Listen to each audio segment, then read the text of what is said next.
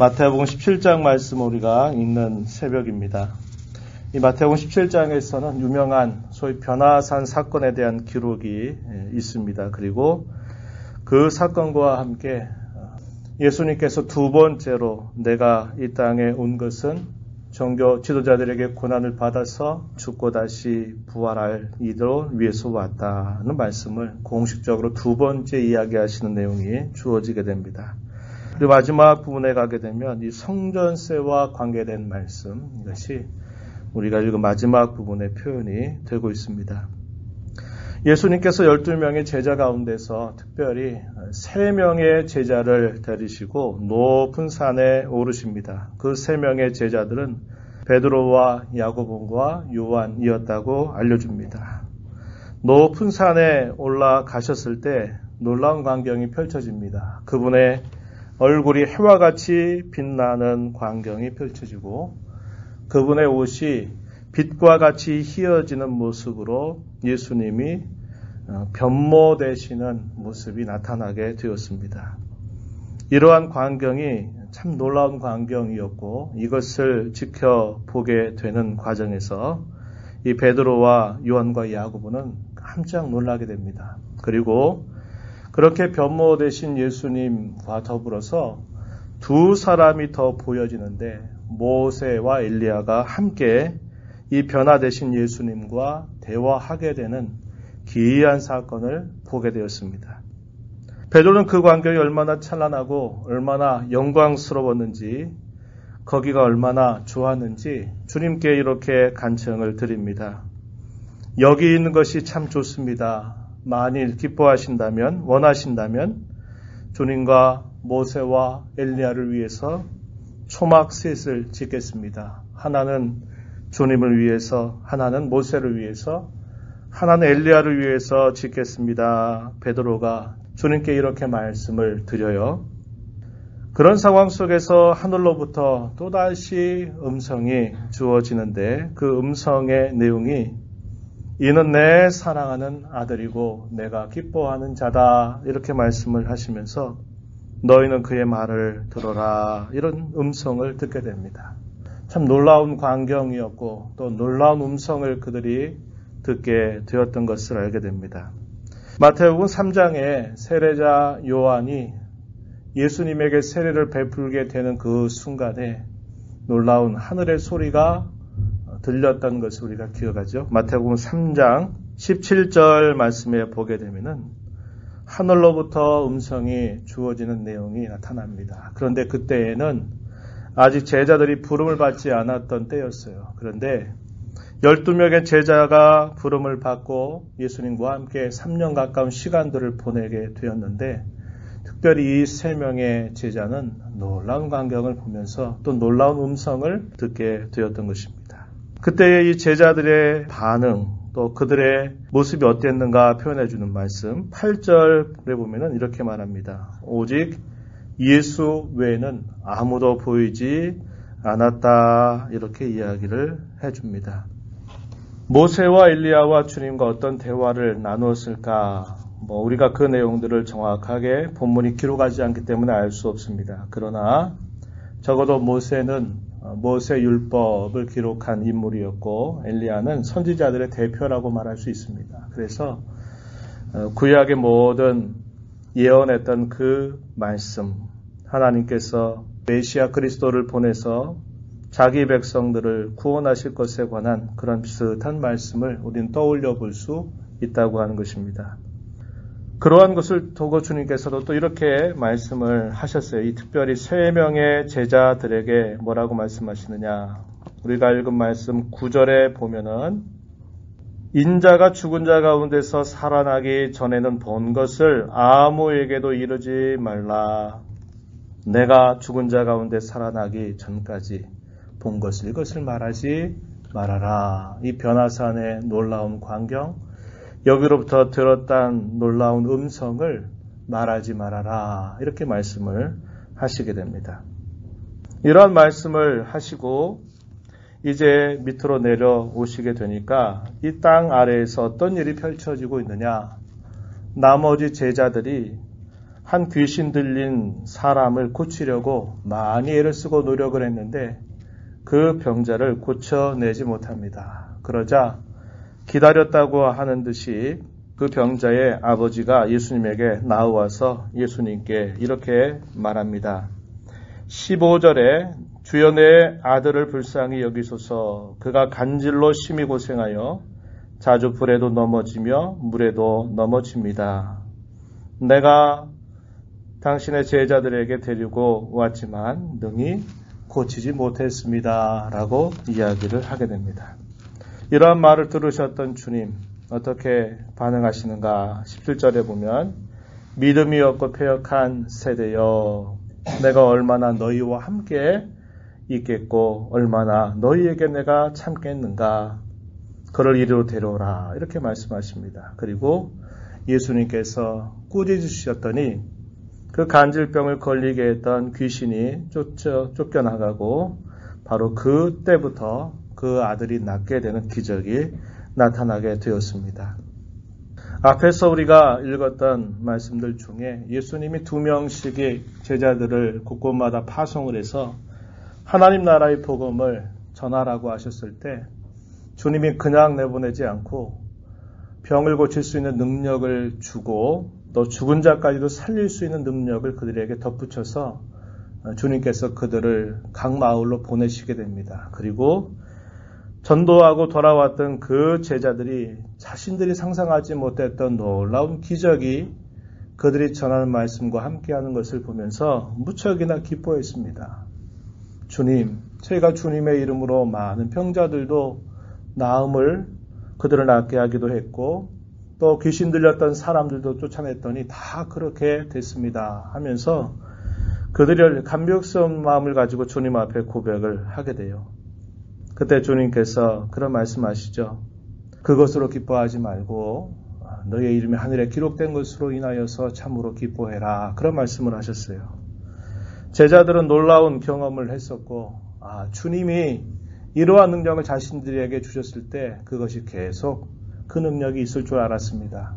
그런데 병자를 데리고 와서 고쳐달라고 했을 때 처음에는 충분히 할 수 있겠다 이렇게 생각을 했을 거예요. 그런데 그들이 아무리 애를 쓰고 아무리 노력을 해도 그 병자를 고칠 수가 없었던 것입니다. 예수님이 그러한 모습을 다 보시면서 당시의 제자들만 아니라 모든 그 당시의 백성들을 향해서 그들의 믿음이 없음을 책망하시는 말씀이 바로 이 말씀 가운데 주어지고 있는 것입니다.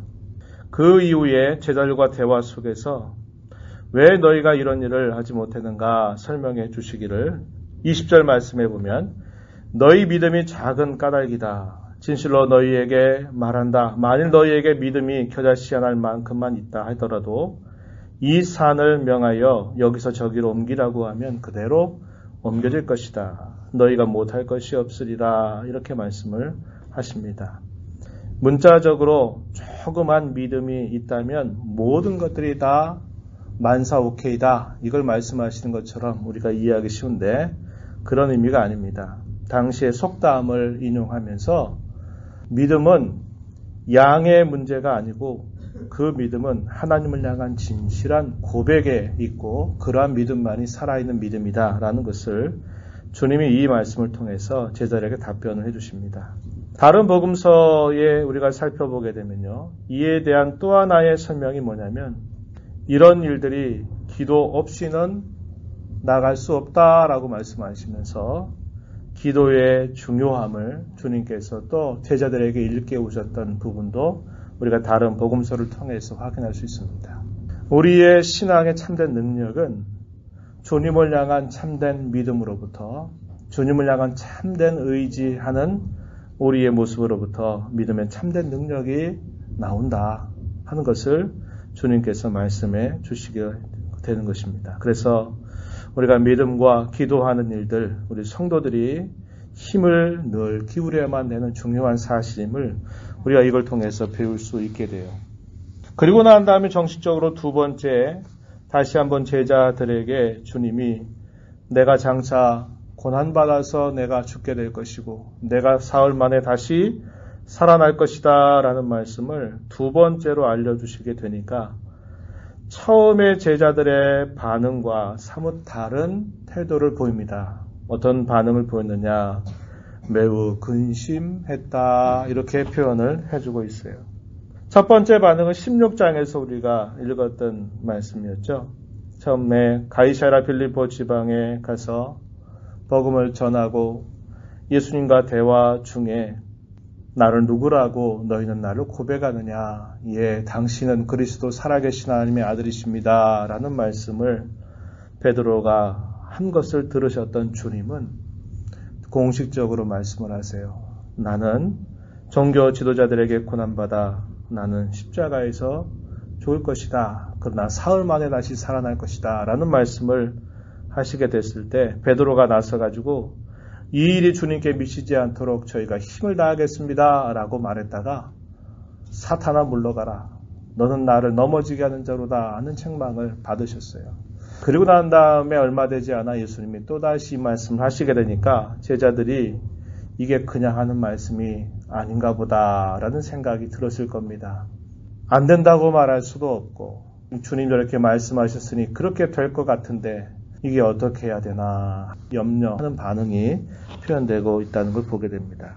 우리가 이 말씀을 보면서 주님은 이처럼 하늘의 크신 영광과 찬란함을 가지고 계셨던 주님이신데 바로 죄와 허물로 죽어가는 그 백성들을 살려주시기 위해서 이 땅으로 내려오신 분이심을 우린 다시 한번 확인하게 됩니다.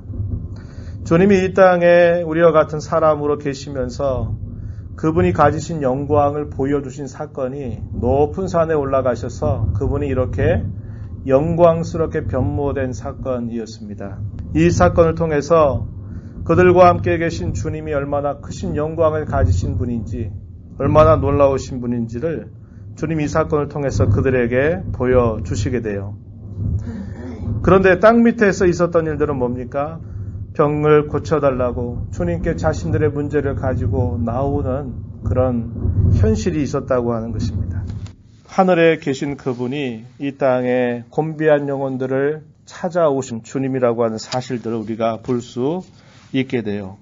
마찬가지입니다. 우리 주님께서 저와 여러분을 위하여서 하늘의 영광을 버리시고 우리의 질고와 고통과 형벌을 감당하시려고 이 땅에 내려오셨다 하는 것을 우리가 알게 됩니다. 그래서 우리의 모든 질고와 고통과 형벌을 짊어져 주신 그 은혜로 말미암아 우리가 새 생명을 얻게 되었다는 것을 우리는 또다시 확인하게 되면서 구원받은 은혜에 대한 감사를 우리가 잊지 말아야 할 것을 다시 한번 깨닫게 됩니다.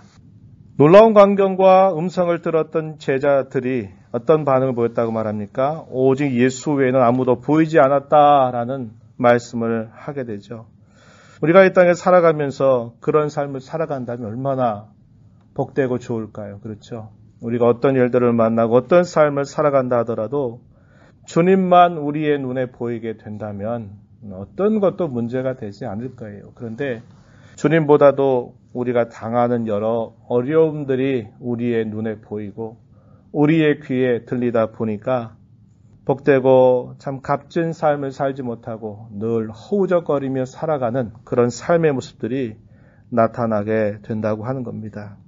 우리 어떤 특별한 은혜의 자리, 어떤 특별한 은혜의 순간, 그런 순간들이 우리에게 경험이 되면 그래요. 주님밖에 없습니다. 주님만이 우리의 소망입니다.